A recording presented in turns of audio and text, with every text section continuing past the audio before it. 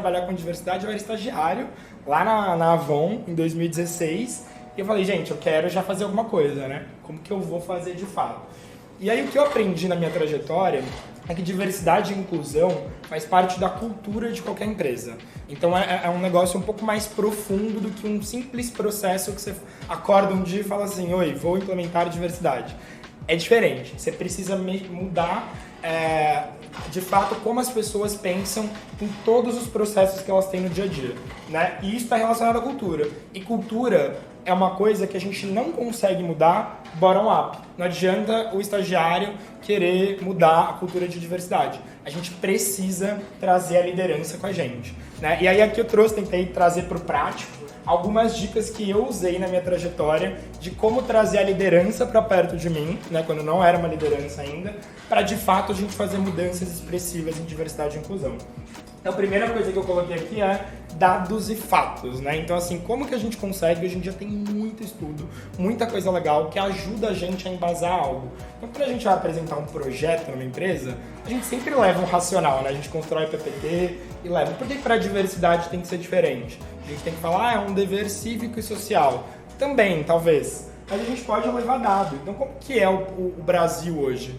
Tá o recorte de diversidade na nossa empresa. Vamos rodar um censo e trazer um dado para de fato a gente enxergar por que a gente está descolando tanto do que é o nosso país hoje, né? Colocar o cliente no centro do negócio. Então assim, isso é um negócio fundamental. As empresas estão percebendo cada vez mais que o cliente tem que estar no centro. Você não consegue não ter um time diverso e colocar o cliente no centro do seu negócio. Concordam comigo? Eu não sei se vocês viram, teve um caso do Bombril, né, que fizeram uma ação, tem uns anos atrás já, fizeram uma ação de marketing comparando o Bombril ao cabelo de pessoas negras, né? Vocês acham que existia uma pessoa negra dentro desse time de marketing que aprovou essa ação? Com certeza não, né? Então, assim, isso é importante. Se a gente quer se conectar com o cliente, né, a população negra é mais de 50% da população do Brasil, a gente precisa ter gente que represente o nosso cliente aqui dentro. Senão a gente não consegue enxergar pela mesma ótica, né? Falamos de atração, mas e o recrutamento? Como a gente de fato coloca as pessoas diversas para dentro, né? E aí tem um ponto muito importante, que eu não vou entrar com profundidade nele aqui, mas que é importante a gente saber, que é o viés inconsciente, né? O que é o viés inconsciente? Ele é um atalho mental, é natural do cérebro humano de qualquer pessoa, que a gente construa, né, vários atalhos que ajudam a gente a tomar uma decisão ou tirar uma conclusão de algo ou alguém sem nem escutar ou sem nem conhecer a pessoa, né? Então, quando eu entrei aqui na frente para começar a falar, todos vocês, o cérebro de vocês é natural do humano, já julgaram algumas coisas em mim e tomaram decisões na cabeça. O importante é que a gente saiba que isso acontece naturalmente e que a gente se questione sobre esses pensamentos para saber, será que eu estou julgando ele por isso, ou será que de fato eu escutei o que ele me falou e eu estou olhando agora com um olhar muito mais justo para aquilo que ele está me falando, né? Aqui tem um estudo também, não vou passar bem rápido assim, mas ele é bem legal. Ele mostra que várias características que as pessoas têm impactam muito numa entrevista de emprego. O que eles fizeram? Eles juntaram várias pessoas e vários entrevistadores e colocaram todo mundo para fazer entrevistas de 30 minutos, 15 minutos, 5 minutos, 1 minuto. Então imagina que eu estou entrevistando todos vocês por 1 minuto e depois vou entrevistar todos vocês por meia hora, com mais profundidade. Quase 70% das pessoas aprovadas numa entrevista de meia hora eram as mesmas pessoas aprovadas num pitch de 1 minuto. Ou seja, o primeiro minuto conta muito, porque é o momento em que a pessoa ela nunca te viu na vida, e ela tira várias conclusões baseadas em vieses da cabeça dela, do que você está passando para ela, seja com a habilidade de comunicação, seja em como você constrói aquilo que você está contando para alguém. Então tudo isso importa e a gente precisa estar atento para quebrar essas coisas durante o nosso dia a dia, beleza? E aí na prática, de novo, também vou trazer algumas dicas aqui de algumas ações que eu vivi e considero importantes. A primeira é, colete dados, tá? Então assim, tenha dado interno, quantas pessoas, como que tá a diversidade de pessoas dentro do meu time, né? Será que eu tenho um time diverso aqui? Como que estão os dados no funil de seleção que eu tenho aqui? Será que as pessoas estão de fato, pessoas negras, por exemplo, estão se inscrevendo no meu processo seletivo? Ah, estão se inscrevendo. Elas estão passando da entrevista ou a gente está derrubando elas na entrevista? Será que tem algum viés aí que eu preciso mexer? Então, isso aqui é até legal. Eu participei da criação de um programa que chama Representa, lá na Ambev. E quando a gente foi criar ele lá, a gente olhou os últimos 2 anos de programa de estágio que a gente tinha, porque muita gente falou assim, pô, não faz sentido vocês criarem um programa exclusivo para jovens negros quando você poderia trabalhar no seu programa de estágio para trazer mais diversidade. Você está segregando, cara. Eu ouvi isso de alguns diretores lá, e eu falei, bom, tentar olhar para dado e fato, né? Trazer mais análise para eles. E o que a gente viu foi, nos últimos 2 anos de programa de estágio lá, primeira coisa é que menos de 15% das pessoas que se inscreviam se consideravam, se autodeclaravam como pessoas negras. Isso era o primeiro ponto. Segundo ponto, a grande maioria dessas pessoas caía no teste de inglês e lógica, que a gente tinha naquela época, dentro do processo, esses 2 testes. Não sobrava quase ninguém. E aí quem que sobrava para entrevista, normalmente também não passava. Então assim, por mais que a gente fizesse várias ações dentro daquele processo, isso não estava funcionando e a gente tinha dado que de fato não estava rolando, né? Então isso embasa muito mais qualquer decisão, né? E NPS, então o que a galera de fato está achando do seu processo seletivo. Beleza? Além disso, o requisito da vaga, então, gente, apenas o necessário, né? A gente já passou daquele tempo de fazer vagas com quilômetros de, né, requisitos para aquilo. Então, cara, precisa falar inglês. Precisa de fato falar inglês para um programa de jovem aprendiz ou para um programa de estágio? Será que não dá pra gente se questionar? Será que não dá pra gente? Beleza, cara, precisa falar inglês. Tem gestor que já me falou isso. Eu preciso que meu estagiário fale inglês porque eu quero colocar ele em agendas com o global. Beleza, será que a gente não pode trazer alguém que talvez não tenha o inglês, mas que a gente vai desenvolver essa pessoa para ela aprender a falar inglês aqui dentro com a gente? Para a gente abrir oportunidade para todo mundo e não excluir 95% da população brasileira que não fala inglês?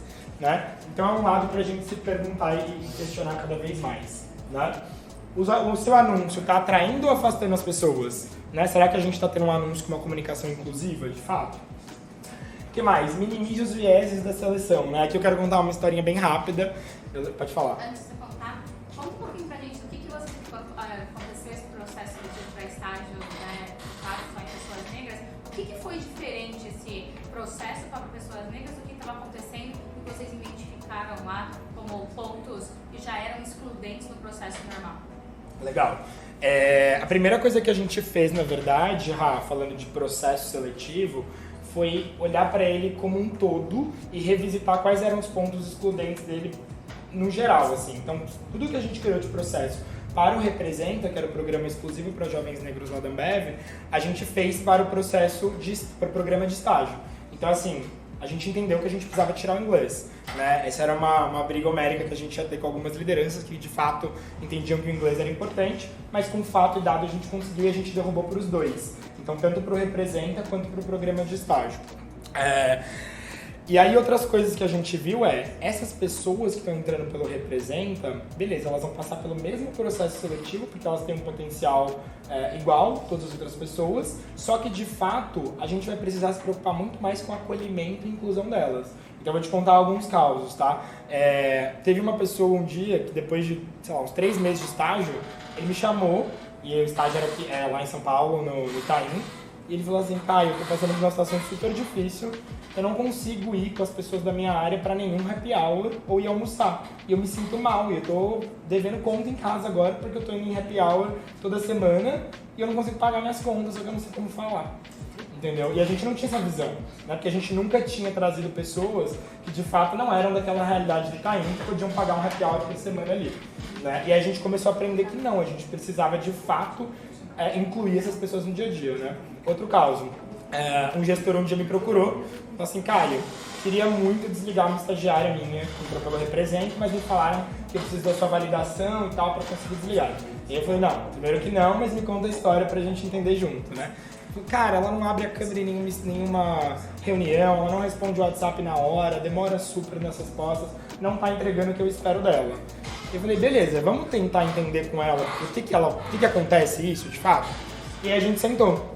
E aí ela trouxe pra gente, ela falou, Caio, eu tenho vergonha de abrir minha câmera, porque primeiro que eu divido um cômodo com mais 7 pessoas. A chance de passar alguém é enorme, atrás, meus irmãos pequenos. Segundo, o meu fundo, ele nem se compara com o fundo de outras pessoas. Eu tenho vergonha, porque é tijolo, não tem reboco, não tem tinta.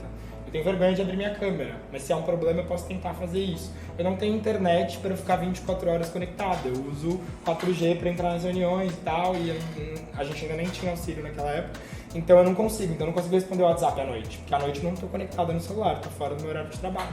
E aí, de fato, quando a gente fez essa conversa, foi uma aula de empatia, exatamente. O tapa na nossa cara pra gente entender que nem sempre uma coisa que é óbvia pra gente é óbvia pra uma outra pessoa, ainda mais se ela vem de um público completamente diferente do que a gente tem dentro da nossa empresa. E aí aqui tem um negócio legal também, e aí eu vou até puxar um pouquinho da sardinha da Coru, que muita empresa, né, eu ouvi muito isso na minha carreira também. Caio, você cuida de diversidade aí, traz mais pessoas trans pra nossa empresa, porque a gente tá precisando de pessoas trans, porque não tem muito pouco. Aí eu falava, beleza, colocava minha mochilinha de recrutamento e ia lá recrutar, né? Fazia hunting, contratava consultoria, LinkedIn Recruiter, divulgava vaga específica. No final do dia, o que eu observei e aprendi com a minha trajetória trabalhando com isso? A gente recruta as mesmas 5% de pessoas trans, sei lá, 1% na verdade, até menos deve ser, que estão já empregadas no mercado. Então, de fato, eu estou trazendo ela para a minha empresa, o que é super legal, estou dando um salário melhor, benefícios mais legais, mas o quanto será que eu estou impactando na sociedade de fato? Né? 90% das pessoas trans trabalham com prostituição hoje no Brasil, porque não tem outra alternativa de emprego para elas hoje. Então, será que não dá pra gente fazer um trabalho de encontrar essas pessoas na sociedade, formá-las e aí, de fato, trazer pro nosso time? Então, esse é um negócio que eu questiono muito e é um trabalho que, de fato, a gente faz na Coru aqui, porque a gente pega pessoas que estão fora do mercado de trabalho, forma elas e conecta elas com o mercado. Tá? Então, isso é um ponto para vocês também pensarem o quanto a gente está fazendo inclusão de fato ou o quanto a gente está entrando na guerra dos talentos, né? Que tem até um artigo da McKinsey super legal também que fala disso. Que hoje as empresas estão, né? Que alguém recruta, aí vem uma outra empresa e faz uma offer melhor, e daí tira aquela pessoa por um salário melhor, aí outra empresa vai lá, simplesmente porque você tem um pool pequeno daquelas pessoas dentro de uma área específica.